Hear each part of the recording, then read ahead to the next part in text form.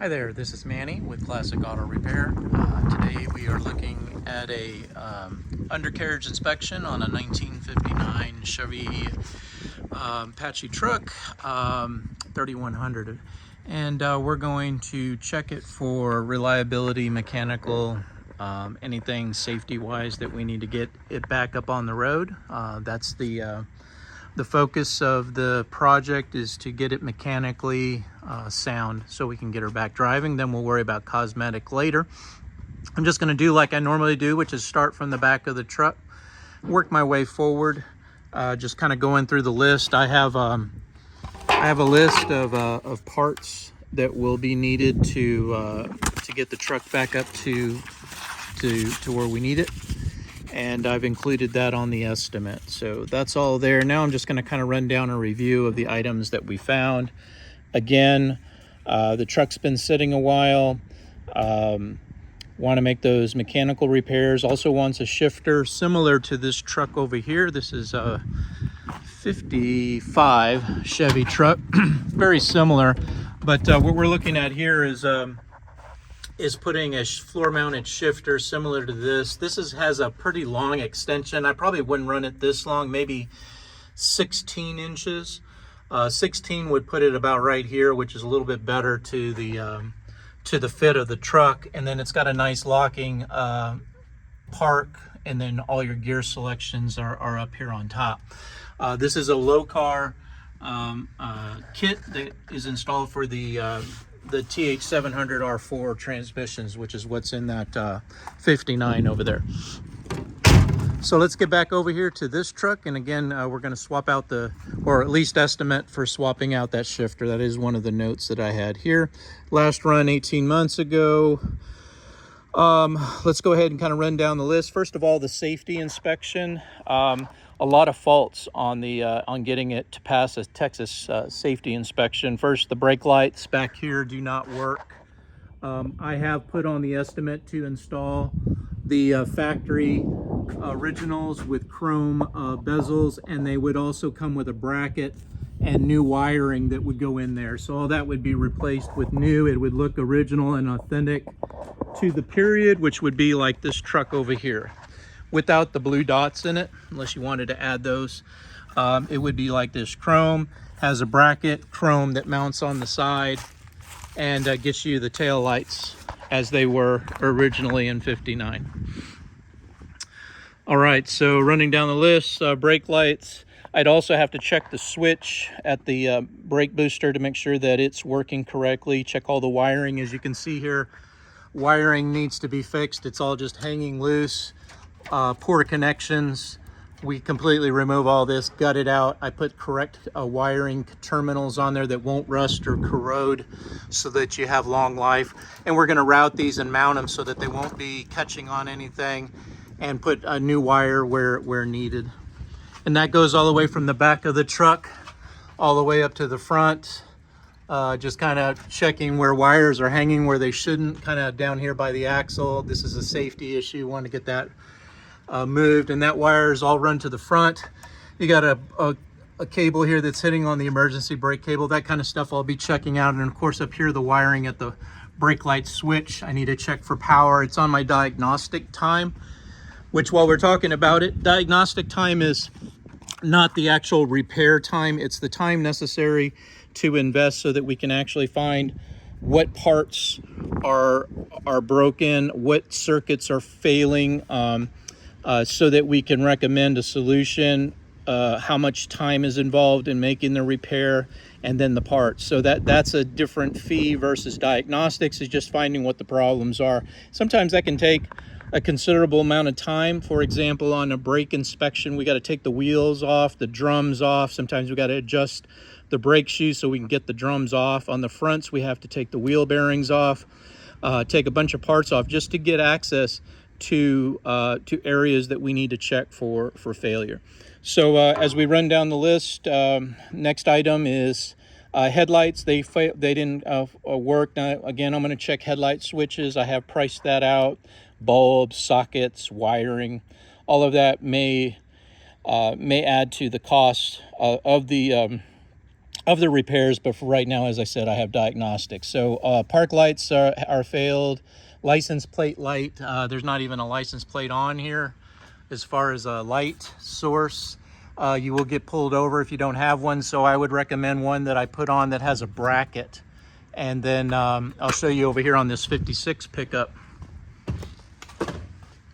This is one that I like because it doesn't look you know, out of normal for the truck. It's got a nice chrome frame, and then up underneath here you've got the LEDs that light up and illuminate the plate at night for the license plate. So we'll add that on there, so you have a copy, an option for that as well to get the solution there. Let's see, going down the list, turn signals. It does have a turn signal, kind of an aftermarket assembly on the steering column. I'm going to have to diagnose it, check it for fault and failure, find out bulbs, wiring, where the issues are to make the blinkers work. Dash lights are faulty. We have no illumination inside. That could be a headlight switch, a fuse, bad bulbs, any of the above. Dash high beams, you got to have that working. So when the high beams are on, you have an indicator in the dash to tell you they're on. The horn, we got to check the horn relays, horns, wiring, make sure everything is good there. The wipers acted like they wanted to come on, but there's some kind of bind. It could be a bad electric motor. It could be a lot of different things. We'll just have to diagnose it and find out what exactly has failed there. And then the dash gauges themselves, we know the fuel gauge is bad. When I say the gauge, most of the time it's the sending unit or the wiring, ground, or the power wire that goes to the gauge. So we'll diagnose and find out what we need to do here. The oil gauge has been replaced, and there's an under dash unit that is measuring oil pressure there. Okay. One of the first items on here is the fuel tank. The fuel tank goes behind the seat, 18-gallon, exact replica of the original, except new. And we'll replace the fuel tank. We'll put a new sending unit, which will make the gauge work. We'll install an electric fuel pump at the frame. The fuel pump is going to bypass the mechanical pump, they're really kind of bad. When the truck sets for a couple of weeks, you have to crank and crank on it to get fuel from the gas tank up to the carburetor. This, if you don't have a strong battery, can be a problem for reliability. So what we do is we put an electric fuel pump. As soon as the key is turned to the on position, the pressure will be at the carburetor, the fuel supply, and within a half a second, you're ready to start the vehicle. We put that on pretty much every classic car that we have in here as an upgrade and a reliability issue. So let's see, then we'll bypass the mechanical pump.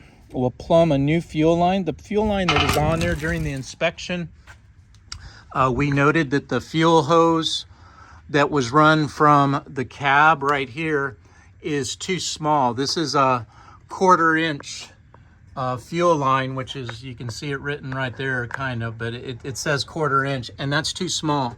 It needs to be minimum 5/16, but preferred 3/8, 5/16, something with enough volume, CFM, to allow the fuel to get up into the carburetor quickly and at the right rate. So we would replace that line there as part of the fuel system and getting it up to speed.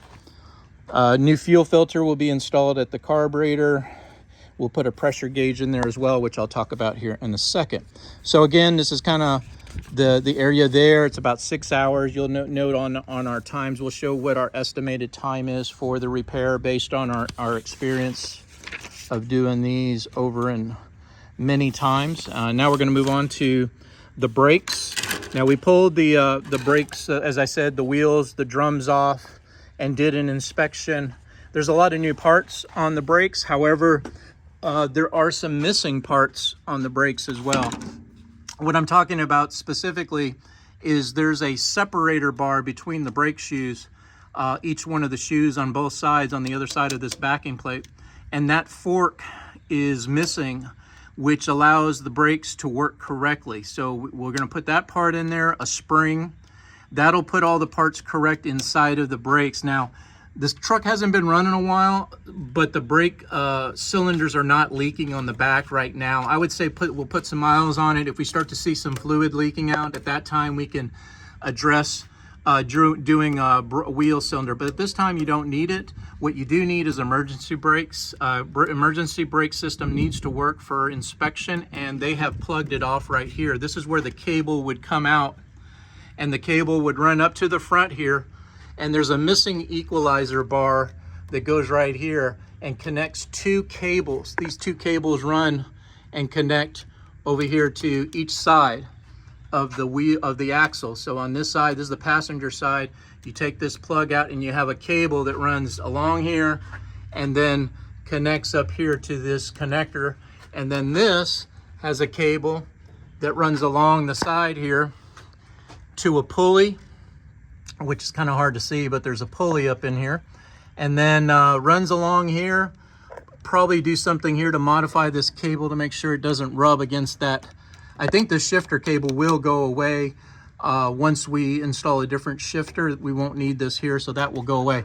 Then this cable runs over here to a frame pivot, and this is where it stops. We don't have, over here on this side of this pivot bracket, is supposed to be a long metal rod, and this metal rod goes inside of the cab and connects to a handle that's under the dash. So it's missing a key part here to make it work. There's a couple parts there, that and the equalizer, that we'll need to fix up there on the front. So emergency brake, again, that's how we're going to get it fixed. I've priced out cables.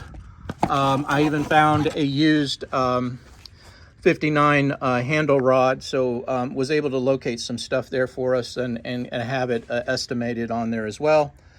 So this will go into the details of that. It does have a power brake booster upgrade. It never came with this. This is a new unit right here, and it applies extra pressure to the brake system so that you don't have to push so hard on the brake pedal. This has been replaced with a new upgraded unit. It's got a CPP master cylinder proportioning valve. Everything here looks right. I don't see any leaks. So everything looks good on that point. As I mentioned earlier, there's a brake switch up here, and I'll have to diagnose and check it for any faults. They're real common right there where they have that lever and that clamp for failing right there. So I'll have to check out, find out why the brake lights aren't coming on. Get that fixed as well. Front brakes are looking pretty good. We have oh, let me finish up on the back. It's got new brake metal lines installed at some point. Somebody put new brake lines, and the flex hose is new up here, which is always important to have a new one installed when you do the brake job, and this one does. While I'm on this back axle, I have listed about taking and checking the fluid level and the condition of the gear oil. I wouldn't recommend that you have to fix these seals. They will always leak and seep from sitting. Not a real fix, but if it's excessive, you won't know until you put some serious mileage on it. But if things start to leak, we can look at putting some more seals on it if it's a real heavy leak. I do recommend, for safety and drivability, that we go ahead and put on some new shocks. The rear shocks are very old and are not doing what they need to be doing on the truck, as well as the front shocks. So we put a set of 4 gas shocks on this, and it'll make it ride a whole lot better than these old crusty ones that are no longer pressurized. All right, so going down the list. Oh, the front brakes. Front brakes are looking good. They've been upgraded with disc brakes. Real nice upgrade and good safe solution for getting better braking power out of your vehicle. These used to have drum brakes on the front, and this is one of those recommendations that we make. So we'll definitely, I've checked it. Everything was installed correctly. It's tight, and I don't see any signs of leaks, and the brake pads are in good condition. It will take some time to break these in because it does have some surface corrosion on the rotors, and driving it will greatly improve the surfaces and make that all clean and make it so that the brakes are working really well there. So again, brakes are looking good on the front side of the truck. All right, so let's move on now. Headlight fault, I'm going to have to look at the switch, look at wiring, fuses, everything there, check plugs. So I do have some diagnostic time there to find out what the problem is and get it repaired if you choose to. Park lights, this circuit's the same way. The front parks, rear park lights are not coming on, so we got to check and find out what's going on there.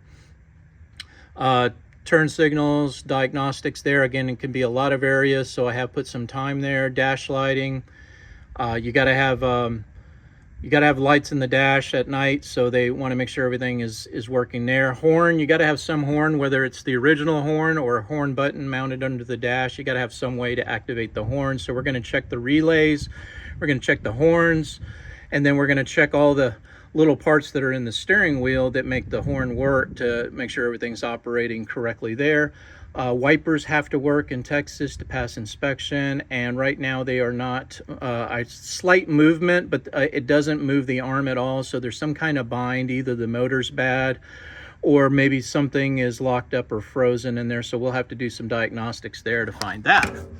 All right, so let me move on to the next item here. Okay, so next up on the list was the fuel gauge. We know we're going to be putting a fuel tank into the truck. At the same time, we're going to go ahead and make sure that the fuel gauge gets tested, and then as we do the testing, we'll be able to determine where the fault is, and we'll also adjust the sending unit so that it reads correctly and you know exactly how much gas is in the truck. Temperature gauge, kind of the same. We got to check the sending unit and the wiring to see that everything is going to the gauge correctly, and we'll do some testing there. The ignition switch, tested that this morning. I took it apart because it turns in the dash. I needed to find out what was faulty in there. There's a little tab that's broken off of the switch housing, so we're going to put a new switch in there, and that'll fix it from rotating and also give you new contacts inside of there, which are really common for failing. It's a pretty old switch, so that should help the problems there. On the engine, I have 8 hours on this. This is for engine tuning and upgrades. So this is really specific and focused on the motor. What we're looking at there on the motor is putting a new carburetor. We'll install a new 600 CFM carburetor with an electric choke. These are the new design carburetors that we recommend here at the shop. They're real reliable. It really does go a long way to increasing the performance and the economy on the truck. Let me show you what we got over here. So here's like some examples of what we're going to be looking at of different kinds of 600 CFM new model carburetors. So that's kind of what we're looking at there. While we're over here, see if I have any alternator. I got a generator, but I don't have any alternators here. I'll show you. I'll be sending you some pictures of some alternators that I recommend for the truck as well on the electrical system, but we're not there yet. Okay, so back to the items on the tuning. We also have we're going to put the carburetor on there, but we're going to degrease and paint the motor. So again, just while we have everything apart, we're going to clean up so that we can also help in detecting leaks and everything. We really don't care about the bottom of the motor, but what we're looking at is the top side along the edges. We're going to have a lot of these parts off, so at this time would be a good time to clean up, get some of that oil off of there, and do some painting up in there too, just to kind of give a good protection to the metal parts. And then we're going to go back with some new parts. We're going to remove the intake manifold and the valve covers, because you got to get them off of there to get to the intake. Pull the radiator hoses off, and then we're going to install, after we pull the distributor out, all the wiring, spark plugs, we're going to put some clean up all the surfaces, and then we're going to install the new parts. The new carburetor, the new intake manifold will be a 4-barrel intake instead of what it has on there with a 2-barrel. That'll increase, again, performance, give you better reliability. So we'll put a new gasket set on there, put the new valve cover, or not the valve covers, but we'll clean and detail the valve covers, and we'll put new gaskets on the valve covers and hardware so that they seal good. We'll put a new 160 degree thermostat and housing on the intake. We'll adjust to top dead center on the crankshaft, and we'll put that new distributor in there with a new rotor. It's an HEI distributor, so it's going to be high spark. It's got a magnetic pickup, so it's very reliable. It doesn't fail on you like the old contacts do. It's going to have a new cap, vacuum advance, to improve performance on acceleration. And then we're going to route the vacuum lines appropriately from the carburetor. We'll install the new wiring to the distributor from the ignition, and connect all the vacuum hoses and the intakes and fittings, or remove and install new spark plugs, wires, and the separators. Adjust the timing, adjust throttle and transmission linkage, adjust the fuel mixture, and base idle and choke. So this is what's going to get the motor stable and in good working condition. On the cooling side, we're going to be looking at replacing the radiator, which again is old and crusty and got some waspness in there, but we'll get this old skinny radiator. Look at how skinny this radiator is. This is kind of like not very efficient, and it's obviously crusty. We're going to take this radiator out and put in a new high efficiency 4-row aluminum. It'll be a lot wider, so there's a lot more cooling surfaces. It's aluminum, which works way better. It's what all new cars have on them, is the aluminum radiators. And it'll just give you a better cooling capacity for the truck. We're going to connect our transmission cooling lines. Right now are running to an external cooler. We can either keep this here, or we can run the cooler that's built into the new radiator. Probably that way is usually how we do it. So we'll be cutting these lines back and mounting them with some new fittings, and mounting them into the tank of the radiator for cooling of the transmission lines. We'll be putting some new radiator hoses on it, new clamps, new water pump, which you can see right up there. We'll be putting a new heavy duty water pump, put a new belt on it. That with the thermostat, the radiator hoses, the new radiator is going to really get your cooling system up to where it needs to be there. We'll be taking the fuel pump. This is that mechanical fuel pump I talked about earlier. We'll be blocking this off and running an electric fuel pump onto it instead. And then we'll be replacing these filters with a new clear view filter, so we can always check the condition just by visibly looking at the filter itself. All right, so got the cooling system figured out. Lube of the chassis, I'd recommended a lube oil filter change. It's kind of a small filter on here. I'll have to check for application to make sure we got the right one on there. Then we'll drain the oil so I can check condition. I can check how the motor is operating right now. This will give me a good baseline. Check that oil, put some new oil in there, and a new filter as well. So we got that on the list. Oh, and on the lubrication of the chassis, what we're talking about there is making sure that all the grease zerks, there's a bunch of them. Here's one right up here. There's one down here on the other side. Over here, you got one up here. These are your joints that need to be lubricated. Here's a joint, and they haven't had any grease put in them in quite a while. There should be new grease spurting out of the joints, and I don't see any. So I want to go through here and lubricate. Like that one right there hasn't been touched in decades. So we want to clean them off and install some new grease into the suspension fittings. I'll check on this damper. Somebody added this here. I can put a new shock on here if it needs it, but I'll have to road test it and see if it's actually working, or it's obviously a newer shock, but I don't know the condition, whether it's going to be leaking oil or gas on it. So I'll check that on the suspension parts. Here's another one of those grease zerks right here that needs to have some grease put in it so that it lubricates these swing points on your leaf springs. It has 4 of them. So we'll want to make sure that we get up in there and put grease in there as well. While we're here looking at condition of the truck, obviously there's some rust that's apparent right here on the structure of the truck. This is a mounting point for the cab. So you might hear some creaks and noises, and a lot of that will be because of where these suspension parts are starting to rust out and go away on you.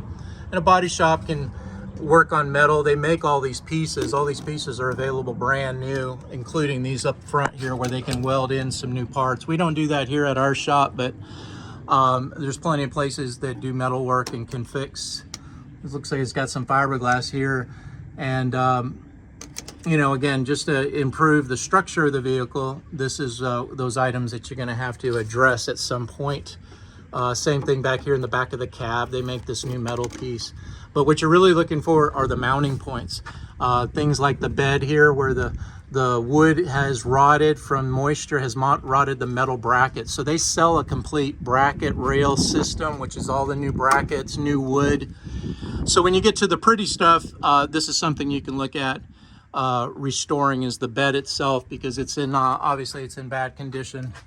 And you can see where the rust has gone through the metal bed rails. So there'll be some work there that needs to be done as well. On the exhaust system, I had made some notes. Obviously not original exhaust. Somebody's replaced it at some point. But when they did, they have some areas here that are going to cause problems. This is where the shock is hitting against the pipe. This is going to create a rattle. So we need to get some brackets on here that pull the exhaust away, or have it bent at an exhaust shop so it doesn't hit.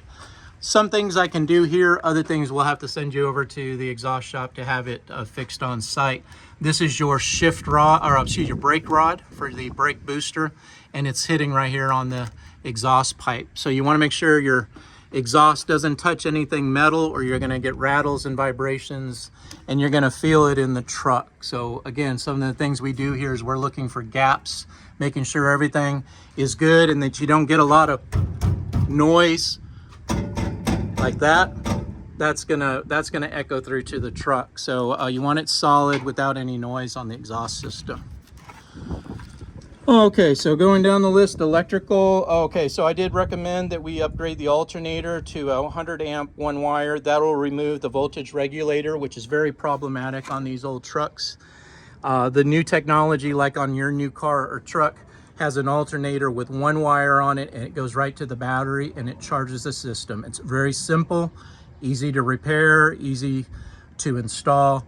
And so we have recommended on the alternator that we go ahead, and it's kind of hard to see there, but there it is right up there. We're going to go ahead and replace that alternator up there with a new improved upgraded model for the electrical system. All right, let me go to the next page here.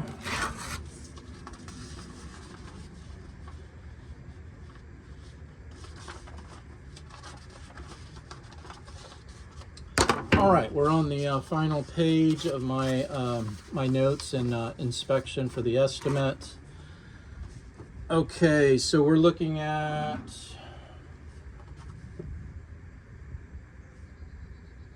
it looks like I've covered the shocks already. I've covered the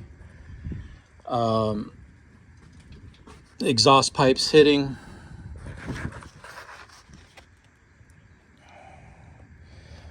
Fluid condition of the rear end axle, making sure we're going to check that. We talked about on the transmission, we talked about putting the new shifter in, and this is from the bottom side. Will be a couple of things here. First of all, we want to service the transmission, which means we remove the pan, we put a new filter in there, we check the condition of the fluid, if there's a lot of metal in it, if it's burnt, if it's not the color that we expect out of the Dextron, then we're gonna make note of that. But then we're gonna pull this, we could put a new filter, a new gasket on it, clean up everything, put it all back together there, and then that'll service the transmission, put that new fluid in there. And then we're gonna go to the top side for the shifter and actually remove some of these parts that are on here from the old shifter, old cables and brackets, and we'll install new ones to make the new shifter work if you choose to go that route. All right, so let's see. Transmission floor. We ID'd the transmission as a TH700R4, so we did do the ID on that, looking pretty good there. And we talked about the tail lights and putting the new brackets and housings on the back of that. So I think we pretty much hit everything on our initial inspection. Of course, we need to get some things fixed so we can drive it and get it on the road. We need to get a fuel tank in it. We need to get the electrical working, make sure the brake lights work so we can get it up on a road test and do some further testings. But this is kind of our initial thing from a visual inspection, From our experience of working on these vehicles every day, we know what to look for.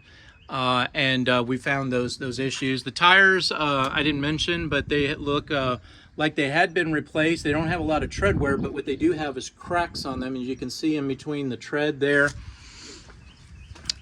And that's just a sign of age. So if you do decide to get it up on the road, you got to remember that the tires have had some, they've been on there a while. The rubber is hard and it's cracking.